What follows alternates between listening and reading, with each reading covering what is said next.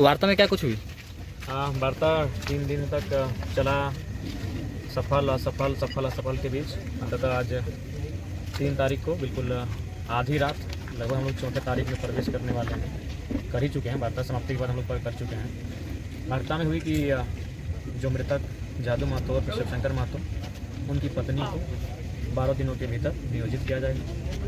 दूसरा जो उनका ज़मीन का जो विवाद चल रहा है 5 एकड़ 72 डिसमिल, क्योंकि वह ज़मीन 1960-61 में अधिग्रहण किया गया है। उस समय सेल कस्टडियन थी और सेल ने बीसीएल को हस्तांतरित किया है। तो उसकी सत्यापित हेतु जो संबंधित पदाधिकारी है उनके कार्यालय से दस्तावेज जांच किया जाएगा और जांच में नियोजन की स्थिति में नियोजन और मुआवजा की स्थिति में मुआवजा देना होगा। तीसरा बिंदु था कि पूर्व में अभी फिलहाल जो उनके आश्रित हैं उनको फॉर्म 3 निर्गत कराया जाएगा और फॉर्म 3 निर्गत करने के बाद बहुत सारे कार्य जब इस बीसीसीएल की जो इस इकाई है उसके अंतर्गत आएंगे तो उन्हें हमारी भाषा में पेटी कॉन्ट्रैक्टर कहिए या पेटी ठेकेदार कहिए, उसके तर्ज पर उनके आश्रितों को फॉर्म 3 उपलब्ध करा के दिया जाएगा। प्रत्येक बार विस्थापित को न्याय पाने के लिए मरना पड़ेगा क्या? जी, ये तो आपका बहुत ही गंभीर सवाल है। भारत की लोकतांत्रिक व्यवस्था को चोट पहुंचाती है, भारत की न्यायिक व्यवस्था को कहीं ना कहीं झकझोरती है और तमाम जो व्यवस्थाएं हैं हमारे देश की लोकतांत्रिक मूल्यों की, उन पर आप ये सवाल गहरी चोट करते हैं कि व्यक्ति को बार बार मरना पड़ेगा क्या न्याय के लिए। तो मुझे लगता है आज मुझे भगत सिंह की वो जेल डायरी याद आ रही है जो उन्होंने कहा था कि कोई इंसान इतना अमीर नहीं होना चाहिए कि दूसरे को खरीद सके और कोई इतना गरीब भी होना चाहिए कि उसे अपने आप को बेचना पड़े।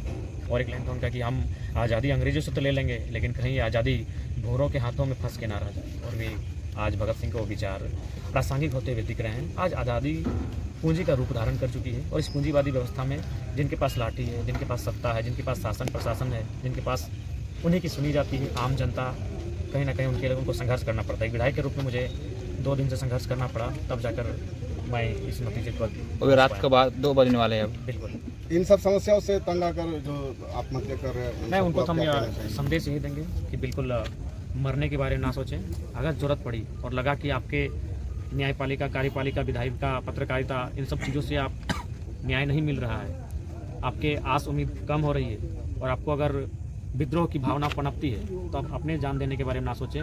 जिसके कारण आप शोषित हो रहे हैं, जो आपके ऊपर जुल्म कर रहे हैं, उनके खिलाफ प्रतिकार करें, उनके खिलाफ काउंटर करें।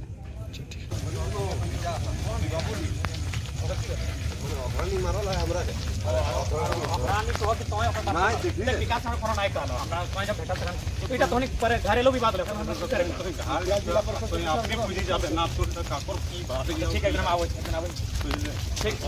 ओके भाई